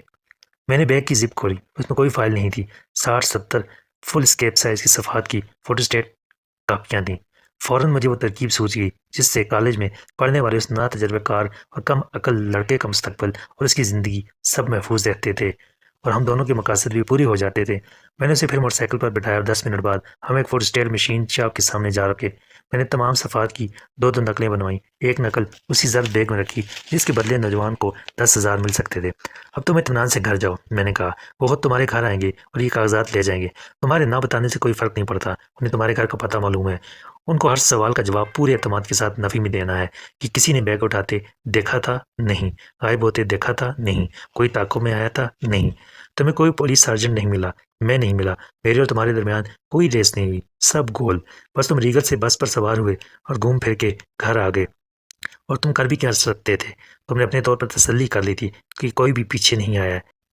اس امتحان میں پورے اترے تو 10,000 مل جائیں گے کسی پریشانی کے بغیر، لیکن ایک بات اچھی طرح سمجھ لو، خوش نصیبی بار بار ساتھ نہیں دیتی، اور خدا ایک غلطی کو ضرور معاف کر دیتا ہے بشرطیہ کہ بندہ صدقے دل سے اس کا اعادہ نہ کرنے کا عہد کرے۔ پھر ایسے کسی معاملے میں پڑو گے تو بوڑھی ماں اور معذور بھائی کو اپنے سہارے سے خود محروم کرو گے، تم مارے نہ گئے تو جیل جاؤ گے اور وہ مارے جائیں گے۔ محنت کرتے رہو گے تو کامیابی دیر سے ہوگی مگر باعزت ہوگی اور بے خطر ہوگی۔ اب جاؤ، بھاگ جاؤ۔ یس یس سر۔ اس نے بیگ لیا اور ایک قدم چل کے رکا۔ مگر وہ تھانے دار جناب، وہ مجھے دیکھ چکا ہے، اس کا باپ بھی صرف ایک بار کسی کی صورت دیکھ کر اس شہر میں اسے تلاش نہیں کر سکتا۔ میں نے کہا لیکن خدا نہ خواستہ ایسی ویسی کوئی بات ہونا تو میں ایک فون نمبر بتا رہا ہوں، اسے صرف یاد رکھو، لکھنا نہیں، کہنا۔ میں سوچ میں پڑ گیا۔ کہنا کبیر سے بات کرنی ہے، میں نہ ملوں تو پیغام چھوڑ دینا کہ زرد بیگ کی بات کرنی تھی، میں سمجھ جاؤں گا اور مجھ سے جو ہوگا میں کروں گا، گڈ لک۔ میں اسے ڈگمگاتے قدموں سے جاتے ہوئے دیکھتا رہا۔ اس نے کئی بار مجھے پلٹ کر دیکھا۔ مجھے یقین تھا کہ ہماری ملاقات کے علم دشمن کے کسی ایجنٹ کو نہیں۔ اگر ایگل بس اسٹاپ پر کوئی تھا تو وہیں سے مطمئن ہو کے چلا گیا تھا کہ لڑکا بس میں نکل گیا اور میں رہ گیا۔ اس کے گھر کا پتہ میں نے اسی لیے نہیں پوچھا تھا کہ بعد میں میرا اور اس کا تعلق اس خاندان کے لیے مصیبت کا باعث نہ بنے جو بڑی ہمت کے ساتھ سختی حالات کا مقابلہ کر رہا تھا۔ مجھے امید تھی کہ اس سبق کے بعد یہ محنت کرنے والا لڑکا کبھی لالچ میں آ کے صراط مستقیم کو نہیں چھوڑے گا۔ یہ 10,000 تو اسے ملنے ہی چاہیے۔ اس نے حماقت ضرور کی تھی مگر خطرہ بھی مول لیا تھا اور محنت بھی کی تھی۔ واپس آتے ہوئے مجھے حشمت خان کا خیال کر کے بے اختیار ہنسی آئی۔ میں اس پر بلائے ناگہانی کی طرح نازل ہوا تھا۔ وہ ہوش میں آ کے اٹھے گا تو اسے اپنے ارد گرد تمسخر اڑانے والے چہرے نظر آئیں گے جو ہمدردی بھی کریں گے تو یوں کہ بے عزتی محسوس ہو۔ وہ چیخے گا، چلائے گا اور گالیاں دے گا۔ میں جانتا ہوں اس علاقے کے ایک ایک بدماش کو، مجھے معلوم ہو جائے گا کہ یہ کون حرامزادہ تھا، میں اسے زندہ نہیں چھوڑوں گا۔ حشمت خان سے ہٹ کے میرا دھیان غلام علی کی طرف چلا گیا۔ ہم جو تاریک راہوں میں مارے گئے، ہم جو خلوص اور جذبہ احسان مندی کے اظہار کے مجرم تھے، پاسے وفا رکھتے تھے، دشمن کسی کے نہ تھے، حق کے نمک کا قرض تھا سو ہم نے اس خون سے ادا کر دیا جس میں وہ نمک شامل تھا۔ غلام علی کے انجام نے مجھے اداس کر دیا تھا اور یہ سوچنے پر بھی مجبور کر دیا تھا کہ دشمن کو اس کی اور میری ملاقات کا اور مقصد ملاقات کا علم کیسے ہوا۔ کیا وہ غلام علی پر نظر رکھے ہوئے تھے؟ ڈی سلوا کو شک ہو گیا تھا کہ پرسنل فائلیں آفس سے باہر لے جائی گئی ہیں۔ کیسے؟ غلام علی نے جذباتی ہو کے احتیاط کے تقاضوں کو ملحوظ نہیں رکھا تھا۔ کسی نے اسے فائلیں واپس لاتے ہوئے اور اپنی اپنی جگہ رکھتے دیکھ لیا ہو جس کی اسے خبر نہ ہوئی ہو۔ یہ سب قیاس آرائی تھی، مگر جو بات میں پورے یقین کے ساتھ کہہ سکتا تھا یہ تھی کہ زامن رضوی صاحب کا فون ٹیپ کیا گیا ہے، ورنہ کسی کو کیسے معلوم ہو سکتا تھا کہ آج صبح 11 بجے میں نے کسی کو گارڈینیا میں ملنے کا وقت دیا ہے۔ اس سے بھی زیادہ فکر کی بات یہ تھی کہ میرے لیے گواہوں کا مسئلہ پیدا ہو گیا تھا۔ غلام علی وہ گواہ تھا جس نے مزید گواہ لانے کا وعدہ کیا تھا جو مجھے اگلے ہی روز پیش کرنے تھے۔ یہ انتہائی خود غرضانہ سوچ تھی اور مجھے اپنی کمینگی پر شرم بھی آئی۔ غلام علی اپنی جان سے گیا، اور وہ بھی میری خاطر، وزیر خان مرحوم کی خاطر جن کا وہ احسان مند تھا، اور مرتے مرتے اپنا فرض بھی چکا گیا۔ لیکن مجھے خیال تھا تو ایک گواہ کے نہ رہنے کا۔ حقیقت بہرحال ناقابل تردید تھی۔ غلام علی کے مرنے کا دکھ اپنی جگہ کم نہ تھا، مگر مجھے آنے والے دن کی فکر بھی کرنی تھی۔ گلاب خان چوکیدار کے علاوہ بھی مجھے 2 گواہ مطلوب تھے۔ میرے لیے اس کے سوا چارہ نہ تھا کہ میں MWD کے آفس جاؤں اور علی الاعلان پوچھوں کہ وزیر خان مرحوم کے جنازے میں کون کون نمک حلال شریک ہوا تھا جو اب سامنے آنے کی ہمت رکھتا ہو۔ لیکن ڈی سلوا مجھے دھمکی دے چکا تھا کہ قانونی حق ملکیت کی سند کے بغیر میں نے دفتر میں قدم رکھا تو وہ مجھے پولیس کے حوالے کر دے گا۔ اس جیسا شخص مجھے واقعی دفعہ 451 ضابطہ فوجداری کے تحت بند کرا سکتا تھا۔ لوہے کو لوہا کاٹتا ہے، میرے دل کی آواز نے کہا۔ ناجائز ذرائع سے جائز کام کا حق بھی نہ ملتا ہو تو ناجائز ذرائع بھی جائز ہے۔ میں گھر پہنچا تو محسن رات بھر جاگنے کے بعد اب سو رہا تھا۔ بستر کو دیکھ کر خود میرا دل بھی چاہتا تھا کہ آنکھیں موند کر لیٹ جاؤں، مگر میں جانتا تھا کہ آنکھ لگ گئی تو وہ وقت سونے میں گزر جائے گا جس سے فائدہ اٹھایا جا سکتا ہے۔ خود رابعہ بھی سوئی پڑی تھی۔ میں نے محسن کو جگایا اور اسے غلام علی کی اندوہناک موت کی خبر دینے کے بعد اپنے پروگرام سے آگاہ کیا۔ گھر کے اندر جا کے کھانا کھانے سے پہلے میں نے باہر کا ایک چکر لگایا اور ٹیلی فون لائن کا معائنہ کیا۔ ٹیلی فون لائن سے ایک کنیکشن زیر زمین لے جایا گیا تھا۔ تار ایک درخت کی موٹی چھال سے چپکا ہوا تھا اور اوپر شاخوں میں گم ہو گیا تھا۔ میں نے کسی چیز کو ہاتھ نہیں لگایا۔ یہ ضروری تھا کہ رضوی صاحب خود اپنی آنکھوں سے یہ حسن انتظام دیکھ لیں۔ 2:15 بجے ہم ایک ساتھ باہر نکلے۔ غلام علی کے فراہم کردہ کاغذات کی ایک نقل ہمارے پاس تھی، دوسری کو میں نے رضوی صاحب کی رائٹنگ ٹیبل کی سب سے نیچے والی دراز میں ڈال دیا تھا۔ محسن نے اخبارات دیکھ لیے تھے اور گھوڑے والے پیر سائن کے قریب واقع کمپنی کے یارڈ سے ملنے والی چوکیدار کی لاش کا احوال بھی پڑھ لیا تھا۔ اس نے 10,000 روپے ایک لفافے میں ڈال دیے تھے۔ بیڈن روڈ پر تیرا کام بہت مختصر ہے، میں نے کہا۔ تو اوپر جا کے یہ فوٹو اسٹیٹ کاغذات ڈی سلوا کی سیکرٹری کو دے دینا کہ صاحب کو پہنچا دے۔ جتنی دیر میں وہ اندر جا کے آئے تو غائب ہو جانا، وہ تجھے نہیں جانتی۔ اس کے بعد تو یہ 10,000 چوکیدار کے گھر دینے چلے جانا، وہاں کے معاملات میں طے کر لوں گا۔ میں کچھ دیر نیچے انتظار کروں گا، چھپ کر، محسن بولا۔ خطرے کی کوئی بات ہوئی؟ خطرے کی کوئی بات نہیں ہوگی، میں نے پورے اعتماد کے ساتھ کہا۔ مجھے اپنے والد کے پرانے وفاداروں سے ہی تو ملنا ہے۔ 3:30 بجے محسن نیچے اترا تو میں نے بیڈن روڈ کے ایک پبلک ٹیلی فون بوتھ سے ڈی سلوا کا نمبر ملایا۔ ڈی سلوا صاحب، میں نے اس کی آواز پہچان کے کہا، کیا حال ہے؟ میں نے ایک تحفہ ارسال کیا تھا، مل گیا؟ کیا مقصد ہے اس کا؟ ڈی سلوا نے غصے سے پھٹتے ہوئے کہا، بلیک میلنگ؟ وہ بعد میں دیکھی جائے گی، میں نے خوش اخلاقی سے کہا۔ ابھی تو یہ تمہارے رویے پر منحصر ہے۔ اس مرتبہ میں نے احتیاطاً اتنی کاپیاں بنوا لی ہیں اور ایسی جگہ رکھوا دی ہیں جہاں تمہارے خیال کی بھی رسائی نہیں۔ فضول بکواس کے بجائے یہ بتاؤ کہ چاہتے کیا ہو؟ کچھ نہیں، ابھی میں آفس میں قدم رنجہ فرماؤں گا، میں نے کہا۔ وزیر خان مرحوم کے پرانے ملازموں سے ملاقات کے سوا کوئی مقصد نہیں۔ تم خوش آمدید کہو نہ کہو، اعتراض بھی نہیں ہونا چاہیے۔ تم کیوں ملنا چاہتے ہو ان سے؟ وہ کچھ دیر بعد بولا۔ کیا بات کرنی ہے؟ بات میں تمہاری موجودگی میں بھی کر سکتا ہوں، میں نے کہا۔ مجھے معلوم کرنا ہے کہ میرے والد کے جنازے میں کون کون شریک ہوا تھا، اور کچھ نہیں۔ یہ معلوم کر کے تمہیں کیا فائدہ ہوگا؟ وہ مشتبہ لہجے میں بولا۔ تمہارے ارادے کچھ اور معلوم ہوتے ہیں۔ میں نے شرافت سے تمہیں بتا دیا ہے کہ میں کیا چاہتا ہوں، تو تم مجھے زبردستی غلط سمجھنے پر تلے ہوئے ہو؟ میں نے برف فروختہ ہو کے کہا، میں آ رہا ہوں اور دیکھتا ہوں تم مجھے کیسے روکتے ہو۔ میں نے ریسیور رکھ دیا، 1 روپیہ اس باکس میں ڈالا جو دکاندار نے اسی مقصد کے لیے رکھا تھا۔ اس چہرہ پر وہ یقیناً فائدے میں رہتا ہوگا، خواہ ٹیلی فون والے بھی بل بناتے ہوئے اپنے حق کی خود ارادیت کا بھرپور مظاہرہ کریں۔ 5 منٹ بعد میں نے زینے پر قدم رکھا اور میر وزیر اینڈ کمپنی کے آفس میں دائیں طرف مڑنے کے بجائے بائیں دروازے سے داخل ہو گیا۔ یہ کمرہ نہیں حال تھا جس میں میزوں کی 2 قطاریں تھیں، بالکل اسکول میں لگی ہوئی ڈیسکوں کی طرح۔ ان سب کا رخ دروازے کی طرف تھا۔ آخر کی ایک میز غالباً انچارج کے لیے تھی کہ اس کا رخ مخالف سمت میں تھا تاکہ وہ اپنی قطار کے ہر ماتحت پر نظر رکھ سکے۔ میزوں پر 10 کلرک مصروف کار تھے، مگر انچارج ٹائپ شخص ایک ہی تھا۔ اس کے ساتھ والا دوسرا انچارج موجود نہیں تھا اور اس کی عدم موجودگی کے اسباب ابھی صرف میں جانتا تھا۔ دوسرے انچارج کی مسخ شدہ لاش میو ہسپتال کے مردہ خانے میں پڑی تھی اور چند قدم دور ڈیگل بس اسٹاپ پر اس کے لہو کا ہر داغ تارکول کی سیاہ سڑک پر گزرنے والی گاڑیوں کی رکڑ سے مٹتا جا رہا تھا۔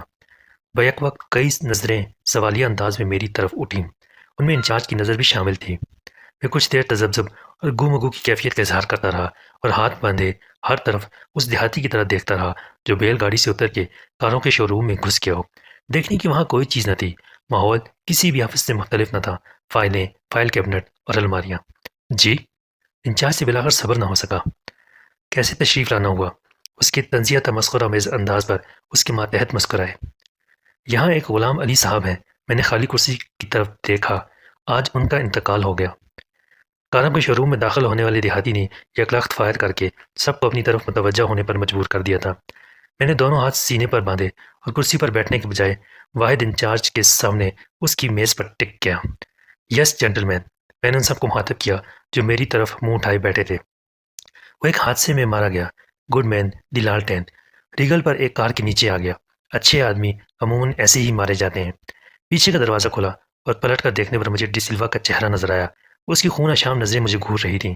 میں نے اسے قطعی نظر انداز کر دیا اور اپنی بات جاری رکھی۔ خیر، یہ بات تو آپ کو آج نہ صحیح کل معلوم ہو جاتی، میں نے کہا۔ یہ اتفاق ہے کہ جس وقت غلام علی کے ساتھ یہ حادثہ پیش آیا تو میں وہاں موجود تھا۔ وہ میرا رشتہ دار یا دوست کچھ نہیں تھا۔ میں ڈرامائی طور پر گھوم کر ڈی سلوا سے مخاطب ہوا۔ مسٹر ڈی سلوا، آپ کو نہ حیرانی ہوئی ہے نہ صدمہ ہوا۔ کیا آپ غلام علی کو نہیں جانتے یا محرک حادثے کا مطلب نہیں سمجھتے؟ آپ نے حادثے کی نوعیت بھی نہیں پوچھی۔ ڈی سلوا کا رنگ لمحہ بھر کے لیے اڑا اور بحال ہو گیا۔ مجھے پولیس نے فون کر کے بتا دیا تھا۔ اچھا؟ میں نے حیرانی سے کہا۔ اور یہ اتنی غیر اہم اطلاع تھی کہ آپ نے اپنی ذات تک محدود رکھی، اس کے ساتھیوں کو نہیں پہنچائی؟ دفتر والوں کے لیے ڈی سلوا کے ساتھ میرا رویہ ناقابل فہم تھا۔ ڈی سلوا نے محسوس کیا کہ چیخنے دھاڑنے سے سب کے سامنے اس کی اور سبکی ہوگی۔ اس نے ضبط سے کام لیتے ہوئے اپنا لہجہ پرسکون رکھا۔ میں بتانے ہی والا تھا، مجھے بھی ابھی معلوم ہوا ہے۔ خیر، میں نے اس کی بات کاٹ دی۔ میرے آنے کا مقصد کچھ اور تھا۔ میں دیکھ رہا ہوں کہ آپ میں سے کسی نے مجھے نہیں پہچانا، اس لیے میں خود بتا دیتا ہوں۔ میں فارم کے سابق مالک وزیر خان کا واحد وارث ہوں۔ میرا نام سکندر بخت ہے۔ صورتوں کے تاثرات ایک دم بدل گئے۔ یہ دوسرا دھماکہ پہلے انکشاف سے زیادہ سنخنی خیز رہا۔ اپنی قانونی حیثیت میں اب میں بھی ایک مالک ہوں، میں نے اپنی بات جاری رکھی۔ اور حق کی وراثت کے لیے کیا تم یہی اعلان کرنے آئے تھے؟ ڈی سلوا نے میری بات کاٹ دی۔ مسٹر ڈی سلوا، میں نے پرسکون رہتے ہوئے ناگواری سے کہا، میں مداخلت پسند نہیں کرتا۔ اگر آپ خاموش نہیں رہ سکتے تو اپنے کمرے میں جا کر بیٹھیے۔ میں پھر عملہ سے مخاطب ہو گیا جو میرے مالکانہ رویے سے پوری طرح مرعوب ہو چکا تھا۔ تو میں کہہ رہا تھا کہ میں نے حق کی وراثت کے لیے قانونی کارروائی کا آغاز کر دیا ہے اور میرے مشیران قانونی اس رسمی کاغذی کارروائی کو بہت جلد مکمل کر لیں گے۔ تاہم اس وقت آنے کا مقصد یہ اعلان کرنا بھی نہیں تھا۔ اعلان کے لفظ پر میں نے ذرا سی دیر کے لیے ڈی سلوا کو دیکھا۔ وزیر خان کے انتقال کے وقت میں لندن میں زیر تعلیم تھا، اس لیے جنازے میں شرکت نہ کر سکا۔ آپ لوگ تو یقیناً گئے ہوں گے۔ بالکل سر، میرے پیچھے سے انچارج نے کہا۔ اس خوشامد پرست ابن الوقت کا لہجہ اب قطعی مختلف تھا۔ ہم سب گئے تھے۔ اچھا، جانا بھی چاہیے تھا، میں نے کہا۔ غیر کی تدفین میں شرکت کا بھی ثواب ہے۔ کیا نام ہے آپ کا؟ میں نے نوٹ بک نکالی۔ ذرا پتہ بھی لکھوا دیجیے۔ اس وقت کسی کو اندازہ نہ تھا کہ نام پتے لکھوا کے میں کیا حاصل کروں گا۔ ان کا خیال یہی تھا کہ میں سب سے واقفیت حاصل کرنے یا ان کے بارے میں مفصل معلومات رکھنے کے موڈ میں ہوں۔ صرف ڈی سلوا جانتا تھا کہ اس کارروائی کا مقصد کیا ہے، لیکن وہ مجھے نہیں روک سکتا تھا۔ مقصد کا اعلان میں نے نوٹ بک جیب میں رکھنے کے بعد کیا۔ اب آپ میں سے صرف 3 حضرات کو زحمت دوں گا، میں نے کہا۔ کل مجھے ڈی ایم کے سامنے 3 گواہ پیش کرنے ہیں جو کہہ سکیں کہ وہ آخری رسوم میں شریک تھے اور قبر کی نشاندہی کر سکیں۔ دراصل میں نے عدالت سے لاش نکلوا کے پوسٹ مارٹم کروانے کی درخواست کی تھی کیونکہ مجھے یقین ہے کہ ان کی موت کے اسباب طبی نہیں تھے بلکہ ان کو قتل کیا گیا تھا۔ یہ دھماکہ سب سے بڑا تھا۔ میرے سامنے اب 10 افراد منجمد بیٹھے تھے۔ ان سب کا رنگ اڑ چکا تھا اور آنکھوں سے زیادہ ان کے لیے اپنے کانوں پر اعتبار کرنا مشکل ہو رہا تھا۔ غلام علی کی ہلاکت، وزیر خان کا قتل، قبر سے لاش نکالنا، یہ سب بہت ہولناک باتیں تھیں۔ ابھی میرے اس کمرے میں قدم رکھنے سے پہلے وہ کتنے انہماک اور اطمینان سے اپنی روزمرہ کی کلرکی میں مصروف تھے۔ آپ لوگوں کے لیے یہ کوئی پریشانی کی بات نہیں، میں نے کہا۔ اس گواہی کے بعد آپ میں سے کسی کو کہیں بیان نہیں دینا ہوگا اور کسی عدالت میں نہیں جانا پڑے گا۔ اخلاقاً بھی قتل کی تفتیش میں مدد کرنا آپ کا فرض ہے اور قانوناً بھی آپ سب پر سمن تعمیل کرائے جا سکتے ہیں۔ اس سے تاخیر تو ہو سکتی ہے 1-2 دن کی، مگر تعاون نہ کرنے والے کے بارے میں میری رائے اچھی نہیں رہے گی۔ کسی کو دھمکی دینے کی ضرورت نہیں۔ ڈی سلوا کے لیے ضبط کرنا مشکل ہو گیا۔ تم عادی معلوم ہوتے مالکوں کی بات کاٹنے کے، اور غالباً وزیر خان کے شریفانہ رویے نے تمہیں بدتمیز بنا دیا ہے، میں نے سخت لہجے میں کہا۔ میں ڈسپلن مانگتا ہوں مسٹر ڈی سلوا، آج تمہیں یہاں حکم چلانے کا کوئی حق حاصل نہیں۔ وہ انگریزی میں بولا۔ یہ حق مجھے بہت جلد حاصل ہو جائے گا اور اس وقت تم فائدے میں نہیں رہو گے مسٹر ڈی سلوا، میں نے اسی لہجے میں کہا۔ میں 4 سال لندن میں رہ کے آیا ہوں، 2 باتوں کی کوشش کبھی مت کرنا، ایک مجھ سے بہتر انگریزی بولنے کی، دوسری مجھے بے عزت کرنے کی۔ میں حتیٰ عزت کا مقدمہ دائر نہیں کرتا، موقع پر فیصلہ کرتا ہوں۔ میرا خیال ہے تم اس کا عملی ثبوت مانگنے کی حماقت نہیں کرو گے۔ ڈی سلوا کا رنگ غصے اور ذلت کے احساس سے زرد پڑ گیا۔ وہ پلٹا اور دروازہ دھڑام سے مار کے چلا گیا۔ کمرے میں مکمل سکوت غالب رہا۔ میں پھر ان سب سے مخاطب ہوا، یوں جیسے کچھ ہوا ہی نہیں۔ ایک تو آپ تشریف لے آئیے، میں نے انچارج سے کہا، اور آپ اور آپ۔ میں نے چٹکی بجا کے 3 افراد کو کھڑا کر لیا۔ ایک کا زیادہ ہونا بہتر ہے۔ میں صبح گاڑی لے کر آؤں گا اور یہیں ملوں گا۔ آفس کی فکر مت کریں، عدالت میں حاضری ڈیوٹی میں شمار کی جاتی ہے۔ ڈی سلوا کی غیر موجودگی نے ماحول کی کشیدگی کو کم کر دیا تھا۔ پہلے انچارج نے اور پھر دوسرے لوگوں نے باری باری اٹھ کے مجھ سے مصافحہ کیا۔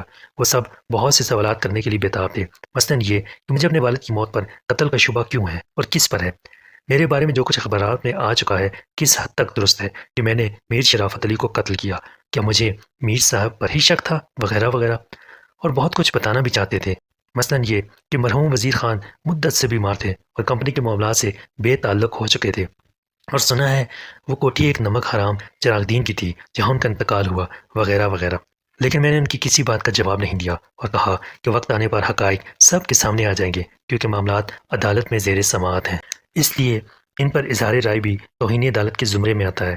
خدا نے چاہا تو بہت جلد حالات درست ہو جائیں گے اور میں کمپنی کو بہتر خطوط پر منظم کروں گا، مالی حالات کا جائزہ لوں گا اور انشاءاللہ منافع کما کے دینے والوں کو اس میں سے زیادہ حصہ ملے گا۔ بونس کے علاوہ میں گرانی کو مد نظر رکھتے ہوئے تنخواہوں میں بھی کمپنی کی مالی استطاعت کے مطابق معقول اضافہ کروں گا۔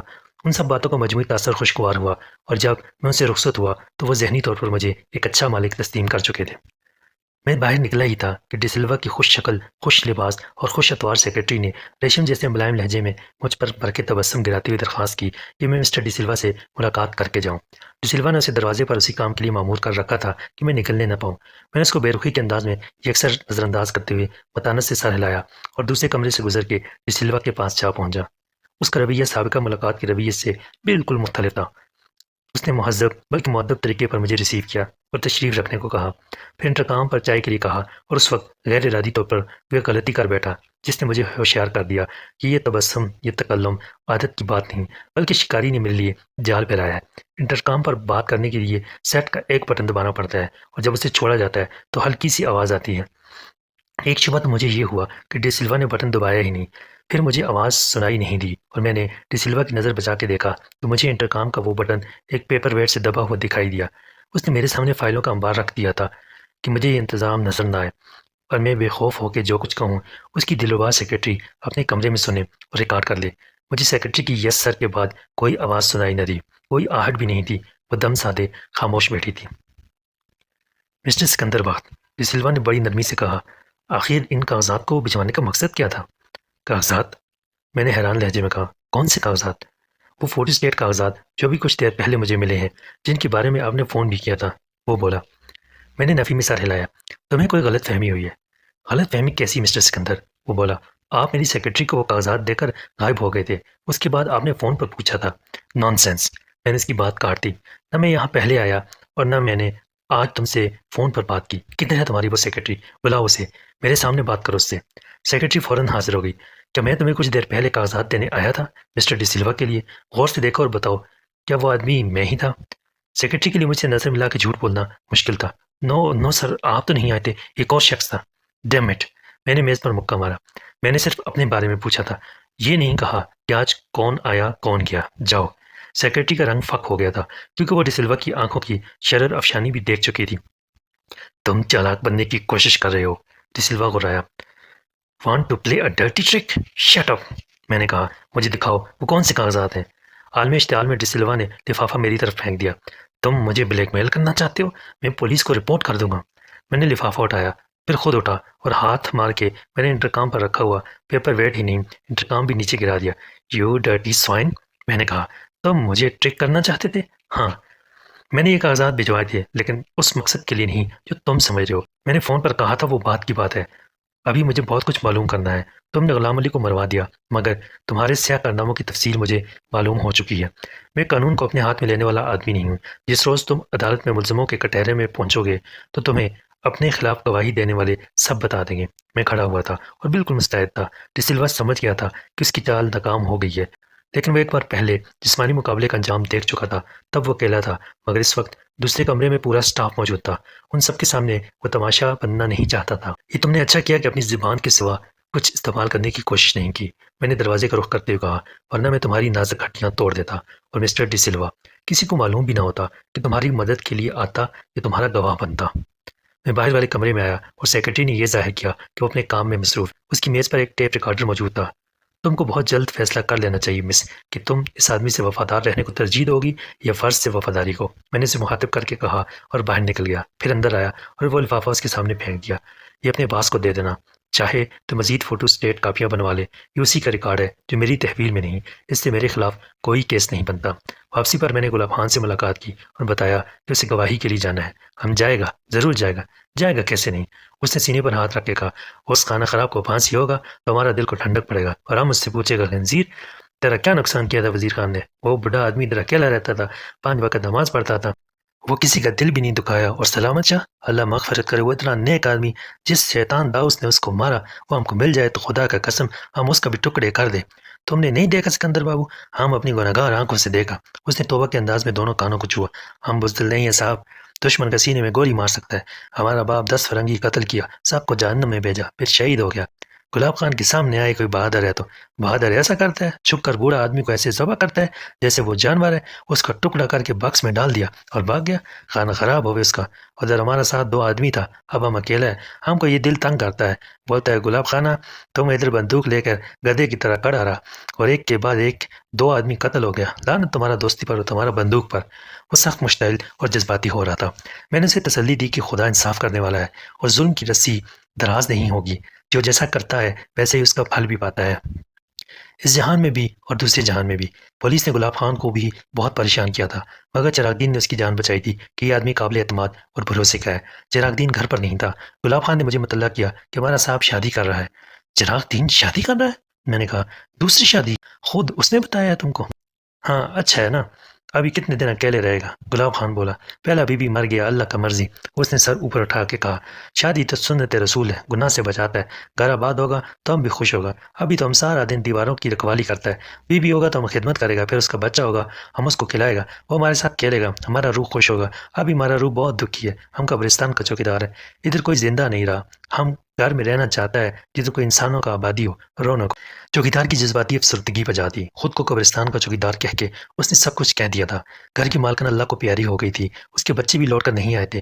2 نیک دل بوڑھے اس کی تنہائی کے رفیق تھے، وہ بھی ایک ایک کر کے ساتھ چھوڑ گئے، تو وہ اس گھر کی ویرانی نحوست اور اسیب کی طرح ڈرانے والی یادوں کے درمیان اکیلا رہ گیا۔ اکیلے آدمی کے لیے دکھ کا عذاب بھی شدید تر ہوتا ہے۔ اب خانہ آبادی چراغ دین کی ہو رہی تھی اور خوش چوکیدار تھا، وہ مجھے چائے پلانے پر بھی مصر تھا، مگر میں ضروری کام کا بہانہ کر کے چلا آیا۔ ابھی میں چند قدم ہی دور گیا تھا کہ مجھے گلاب خان نے آواز دی اور واسکٹ کی جیب میں کچھ ٹٹولتا میری طرف بڑھا۔ ہم باتوں میں بھول گیا صاحب، وہ ایک لفافہ میری طرف بڑھاتے ہوئے بولا، آپ کا نام یہ خط دے گیا تھا، ایک شخص گاڑی میں آیا تھا، بولتا تھا صرف انہی کا ہاتھ میں دینا ہے۔ میں نے جیب میں پڑے رہنے سے چرمر ہو جانے والے لفافے کو دیکھا، اس پر میرا ہی نام لکھا ہوا تھا۔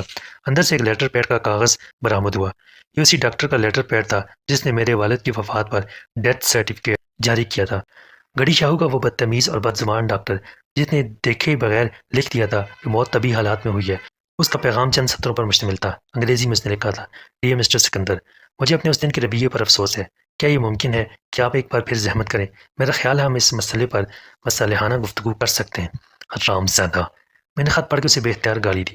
اس نے اب بھی عیاری سے کام لیا تھا، حوالہ اس دن کا تھا، ذکر صرف مسئلے کا تھا، اور اسے اپنے دستخط بھی نہیں کیے تھے۔ خط ٹائپ کیا تھا، صاف ظاہر تھا کہ وہ مجھے کوئی ایسی تحریر نہیں دینا چاہتا تھا جسے میں کسی بھی مرحلے پر قانون کی جنگ میں اس کے خلاف استعمال کر سکوں۔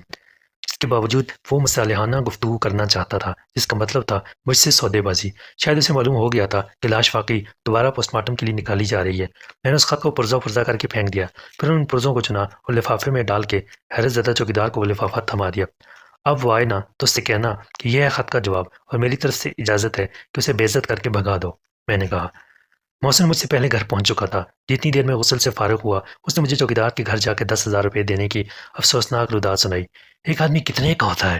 ایک بار کسی سائنسدان نے حساب لگا کے بتایا تھا کہ 2.5 روپے کا۔ اس میں جسم کے فاسفورس، کیلشیم، فولاد، دیگر معدنیاتی اجزاء اور چربی وغیرہ سب کی قیمت شامل تھی۔ پھر وہ کیا چیز ہوتی ہے جس کے لیے لوگ وہی آدمی مانگتے ہیں 2.5 روپے کا؟ اس کے بس 2.5 لاکھ، 2.5 کروڑ کچھ قبول نہیں کرتے، نہ روپے، نہ ڈالر، نہ پاؤنڈ۔ محسن کو وہ 10,000 دینے کے لیے جھوٹ بولنا پڑا تھا۔ یہ مرحوم کی امانت تھی جو انہوں نے اسی خیال سے رکھوائی تھی کہ بیوی بچوں کے کام آئے۔ بینک میں اس لیے نہیں رکھی تھی کہ وہ سود کے قائل نہیں تھے۔ میں اس خانے میں محسن کی آواز سنتا رہا جو ایک خاندان کی تباہی کا نظارہ کر کے لوٹا تھا اور بہت اداس تھا۔ باہر آ کے میں نے ڈی سلوا سے ملاقات کی روداد سنائی اور ہم تھوڑا سا ہنسے، اور اس ہنسی پر حیران بھی ہوئے اور شرمندہ بھی۔ نہ جانے کتنے دن سوگ اور غم کے گزرے تھے کہ ہم ہنسنا تک بھول گئے تھے اور ہنسنے پر شرمندہ ہوتے تھے۔ جتنی دیر میں محسن نے اپنے پرائیویٹ کچن میں چائے بنائی، میں نے اسے چراغ دین کے چوکیدار سے ہونے والی گفتگو کا خلاصہ سنایا اور یہ اطلاع دی کہ چراغ دین دوسری شادی کر رہا ہے۔ محسن نے اسے بے اختیار گالی دی۔ کس بدبخت کی شامت آئی ہے؟ یہ تو مجھے نہیں معلوم، میں نے کہا، ورنہ میں اس لڑکی کو بتا دیتا کہ نیک بخت کوئی اور بر دیکھ لے۔ چراغ دین تو وہ مجرم ہے جو قانون کی آڑ لے کر بچ گیا، مگر مجھ سے بچ کر کہاں جائے گا وہ؟ یہ نہ ہو کہ سزا ملے چراغ دین کو اور گھر خراب ہو۔ اس سے شادی؟ کس کی شادی ہو رہی ہے؟ رابعہ نے دروازے میں نمودار ہو کے کہا۔ کہاں ہو تم دونوں صبح سے؟ میں اسے دیکھتا رہ گیا۔ کل کی نسبت آج اس کی حالت بہت بہتر تھی، مگر اس کے حسن میں سوگواری کا تاثر دل پر اثر کرتا تھا، جیسے 16ویں اور 17ویں شب کو طلوع ہونے والے ماہ کامل کا بجھا بجھا چہرہ جس کی چاندنی برف باری کی رات میں سنسان پہاڑوں پر اترے۔ ہم آج مصروف رہے، میں نے سنبھل کر کہا۔ ابھی ابھی آئے ہیں، بیٹھو، تم بھی چائے پیو۔ وہ ایک پلنگ پر بیٹھ گئی۔ گھر میں سوئم کے لیے مہمان آئے ہوئے ہیں، ان سے نہیں ملو گے؟ کل ہوگا نا سوئم؟ محسن نے کہا۔ میرا خیال ہے جان پہچان والے محدود لوگوں کو بلایا جائے۔ جان پہچان والے ہی ہوں گے، وہ بولی، مثلاً یہ جو ابھی اسلام آباد سے پہنچے ہیں۔ امی اور پاپا؟ محسن نے کہا۔ وہ آگے؟ اور کون آیا ہے؟ مسٹر اور مسز شیروانی آئے ہیں اور فوزیہ آئی ہے، رابعہ نے کہا۔ چائے کا مگ میرے ہاتھ سے گر گیا۔ رابعہ نے صرف ایک نظر میری طرف دیکھا اور محسن سے مخاطب ہوئی۔ تمہاری یہ چھوٹی بہن مجھے بڑی پیاری لگی، بڑی محبت کرنے والی۔ محسن چونکا۔ ہاں ہاں، اس نے میری طرف دیکھا۔ میں ٹوٹے ہوئے مگ کے ٹکڑے چن رہا تھا۔ سکندر، میں ذرا ممی اور پاپا کو سلام کر رہا ہوں۔ مجھے جواب کا موقع دیے بغیر وہ نکل گیا۔ مجھے معلوم تھا وہ اس صورتحال سے فرار چاہتا تھا۔ جذبات کا بھنور صرف میرے گرد رہ گیا۔ خود غرض۔ میں نے دروازے کی طرف دیکھا۔ اس وقت وہ اگر مجھے اکیلا نہ چھوڑتا تو کیا تھا؟ میں نے دوسرے مگ کو چائے سے بھرا۔ خاموشی گہری اور طویل ہوتی گئی، برف کی طرح اندر باہر جمتی گئی، شیشے کی دیوار کی طرح اٹھتی گئی۔ احتیاط، مبادہ، ایک غلط لفظ کا پتھر دلوں کے شیشے توڑ دے، اور شیشوں کا مسیحا کوئی نہیں۔ جو ٹوٹ گیا سو ٹوٹ گیا۔ خاموشی پھر زبان بن گئی۔ رابعہ نے کہا۔ یوں چپ کیوں بیٹھے ہو؟ کچھ تو کہو، میں نے کہا۔ مجھے بتاؤ میں کیا کروں؟ اعتراف جرم کے اقرار وفا۔ محبت کیا ہے؟ خزاں کی باد سموم جو امیدوں کی فصل اجاڑ دیتی ہے، یا خزاں رسیدہ تمناؤں کے ہر نخل کو بہار نو کا سندیسہ دینے والی ہوا؟ رابعہ ہنسی۔ کیا عجیب سوال ہے! پوچھ رہے ہو کہ محبت زہر ہے یا امرت؟ میں نے کہا۔ ہاں ہاں، یہی پوچھ رہا ہوں، بقائمی ہوش و حواس پوچھ رہا ہوں۔ آدھے سوال کا جواب فوزیہ ہے تو باقی آدھے کا تم۔ غلط نہ تم کہو گی نہ وہ بتائے گی۔ آزمائش تو میری ہے جو پولیس سے رات کے درمیان ہے اور نہیں دیکھ سکتا کہ میرے لیے جنت کی طرف اور جہنم کس طرف۔ رابعہ نے کہا۔ ہر آدمی کی اپنی جنت ہے اور اپنا جہنم ہے، میں نے جھلا کر کہا۔ یہ مجھے معلوم نہیں، اور یہی خیال تو مجھے کچھ کہنے نہیں دیتا۔ تم کہتی ہو کچھ کہو۔ وقت اگر احساس کا نام ہے تو اس کا احساس نہ مجھے تھا نہ رابعہ کو۔ ہم ایک مختصر سے کمرے میں بچھی ہوئی چرپائیوں پر آمنے سامنے بیٹھے رہے تھے، اور اندھیرا چپکے چپکے ہمارے گرد حصار قائم کرتا گیا تھا۔ اچانک دروازے کے فریم میں ایک سایہ سا نمودار ہوا جس کے خد و خال جانے پہچانے تھے۔ اس کے سراپا کی خوشبو اس کے وجود کی طرح منجمد ہو گئی تھی۔ وہ پلٹ کر جانے ہی والی تھی کہ میں نے کہا، فوزیہ، اور سوئچ دبا کے لائٹ آن کر دی۔ فوزیہ رک گئی۔ اس کی آنکھوں میں نہ کچھ شکایت تھی نہ سوال تھا۔ آ کے جا رہی ہو؟ مجھے معلوم نہیں تھا، فوزیہ نے کہا اور سنبھل گئی۔ میرا مطلب ہے انکل نے بتایا تھا تم یہاں ملو گے۔ رابعہ نے خالی مگ نیچے رکھا۔ اس کا چہرہ اپنے جرم کی تفسیر سے دہکنے لگا تھا۔ آؤ فوزیہ، میں تو بس جا ہی رہی تھی۔ میں نے بھی اپنا خالی مگ نیچے رکھا اور کہا، میں بھی بس آنے ہی والا تھا فوزیہ۔ رابعہ یوں نکل گئی جیسے وہ غلطی سے کسی دوسرے کے گھر میں داخل ہو گئی ہو۔ وضاحت بے سود تھی۔ گزرے گناہ بدتر از گناہ۔ فوزیہ نے ہمیں اندھیرے میں ایک دوسرے کے سامنے بیٹھے دیکھ لیا تھا۔ اس نے وہ گفتگو بھی سن لی تھی جو ہم دل کی زبان میں کر رہے تھے۔ فوزیہ کے دل میں بھی جذبات کی لہروں کو ریسیو کرنے کا بڑا حساس نظام تھا جس کی فریکوینسی بدلی نہیں تھی۔ فوزیہ وہیں صحن میں کھڑی رہی۔ وہ بس اتنی دیر ہو گئی، میں نے خفت سے کہا، اور معلوم ہی نہیں ہوا۔ مگر مجھے معلوم ہو گیا ہے، فوزیہ نے دوپٹے کو انگلی پر بل دے کے لپیٹتے اور کھولتے ہوئے کہا۔ واقعی بہت دیر ہو چکی ہے فوزیہ، میں نے درد کی ٹیس سے تڑپ کر کہا۔ اور شرمندہ کرنے آئی ہو؟ نہیں سکندر، وہ سر جھکا کے بولی، اب تو میں اپنے وجود سے بھی شرمندہ ہوں۔ ایسا مت کہو فوزیہ، یہ زندگی کے دکھوں کے ساتھ جینا سیکھو۔ آدمی خود اپنی تقدیر کا خالق نہیں ہے، دکھ سب کا ورثہ ہے۔ دکھ کے کنکر مارنے والوں کو تو معاف بھی کیا جا سکتا ہے، اسی کھوکھلے لہجے میں بولی۔ سنسار کرنے والوں سے معافی نہیں مانگی جا سکتی۔ ہم کا پہاڑ اگر اتنا بڑا ہو کہ آدمی اس کے نیچے دب کر سانس بھی نہ لے سکے تو جینے کی آرزو سے کیا ہوتا ہے؟ تم کو جو کچھ کہنا ہے صاف کہو۔ میں نے دل کے ایک نامعلوم خوف کو دبا کر کہا، صاف بات ہے سکندر کہ میں تمہاری بے وفائی کا صدمہ جھیل کر اکیلی تو جی سکتی تھی، اس خیال سے کہ میں نہ صحیح تم تو خوش ہو، لیکن میں چراغ دین سے شادی نہیں کروں گی۔ میں مر جاؤں گی سکندر، مر جاؤں گی، تم دیکھ لینا۔ اس کے صبر کا پیمانہ چھلک گیا اور وہ دیوار پر سر رکھ کے پھوٹ پھوٹ کر رونے لگی۔ صدمے نے مجھے زلزلے کے پہلے جھٹکے کی طرح مفلوج سا کر دیا تھا۔ چراغ دین؟ میں نے جھپٹ کر اس کا چہرہ اپنی طرف کیا۔ ہاں، چراغ دین، اس نے میرا رشتہ مانگا تھا۔ فوزیہ نے اپنا منہ دونوں ہاتھوں میں چھپا لیا۔ اور تمہارے ممی پاپا، انہوں نے منظور کر لیا؟ میں نے اسے جھنجھوڑ کر کہا، تم نے؟ فوزیہ نے خود کو چھڑا لیا۔ تم بھول رہے ہو کیا کہ میں وہ لڑکی ہوں جس کی نسبت ٹوٹ چکی ہے، ٹھکرائی ہوئی بے وقت چیز؟ لیکن تمہاری ممی اس پروفیسر کو مجھ پر ترجیح دیتی تھی۔ ترجیح دینے والوں کا معیار کس آسمانی صحیفے میں ہے؟ وہ تلخی سے بولی۔ چراغ دین سب سے بہتر ہے کیونکہ وہ زیادہ دولت مند ہے۔ وہ میری بڑی بہن سے بہت محبت کرتا تھا، اب تک اس کی قبر کا مجاور ہے۔ اس سے زیادہ محبت مجھ سے کون کرے گا؟ مریم بہت خوش تھی، میں بھی بہت خوش رہ سکتی ہوں اس حرامزادے کے ساتھ جس نے نمک حرامی کی، غبن کیا، میرے باپ کو لوٹا، جس تھالی سے کھاتا تھا اسی میں چھید کیا، اور آج اس کی دولت باعث فخر ہے۔ میرے غصے کا آتش فشاں یکلخت پھٹ گیا۔ وہ عزت دار ہے جس نے میرے باپ کی عزت کو خاک میں ملانے، اسے تباہ کرنے اور قتل کرنے والوں کی قیادت کی، جس نے اس پر پہلا وار کیا۔ مریم خوش تھی، مجھے تو اس کے دامن پر مریم کے خون کے داغ بھی نظر آتے۔ وہ تمہیں بھی زندہ نہیں چھوڑے گا فوزیہ، میں اسے قتل کر دوں گا۔ تم پاگل ہو رہے ہو سکندر؟ وہ خوفزدہ ہو گئی تھی۔ خدا کے لیے آہستہ بولو۔ نہیں فوزیہ، مجھے کسی کا ڈر نہیں۔ میں تم کو اس لیے بتا رہا ہوں فوزیہ کہ جو کچھ مجھے کرنا ہے وہ میں ضرور کروں گا۔ میں نے کہا، مجھے آزمائش میں مت ڈالنا کہ ایک طرف میرے باپ کے لہو کا قرض ہو اور دوسری طرف تمہارے سہاگ کی آبرو اور میں فیصلہ نہ کر پاؤں۔ فیصلہ تو میں کر چکی ہوں اور تمہیں یہی بتانے آئی تھی۔ وہ دروازے کی طرف بڑھی۔ میں اس سے شادی نہیں کروں گی، خودکشی کر لوں گی۔ وہ دوڑتی ہوئی اندھیرے میں گم ہو گئی۔ میں وہیں کھڑا رہا، میری حالت دیوانوں جیسی ہو رہی تھی۔ میری مٹھیاں بنجی ہوئی تھیں اور دانت آپس میں جڑ گئے تھے۔ نفرت کے زہر سے میرا بدن سلگ رہا تھا۔ یہ خبر تو مجھے چراغ دین کے چوکیدار گلاب خان نے ہی دے دی تھی۔ اس وقت میں تصور بھی نہیں کر سکتا تھا کہ وہ جس دوسری شادی کا ذکر کر رہا ہے وہ فوزیہ سے ہونے والی ہے۔ نہیں گلاب خان، تم اگر قبرستان کے چوکیدار نہیں رہ سکتے تو کسی دوسرے گھر کی دربانی کرو۔ تم جس مالکن کی خدمت کرنا چاہتے ہو وہ فوزیہ نہیں ہو سکتی۔ جن بچوں کے ساتھ کھیلنا چاہتے ہو، جن بچوں کو کھلانا چاہتے ہو، وہ چراغ دین اور فوزیہ کے بچے نہیں ہو سکتے۔ میں تو سمجھ رہا تھا کہ ابھی اس کی باری نہیں، لیکن اب مجھے پہلے اس سے ہی نمٹنا ہوگا۔ اس سے پائی پائی کا حساب پہلے لینا ہوگا، جس نے میرے باپ کی محنت کی کمائی سے چرائی اور جس سے اس نے انصاف خریدا، عزت خریدی، اور مریم کے بعد اب فوزیہ کو خریدنا چاہتا ہے۔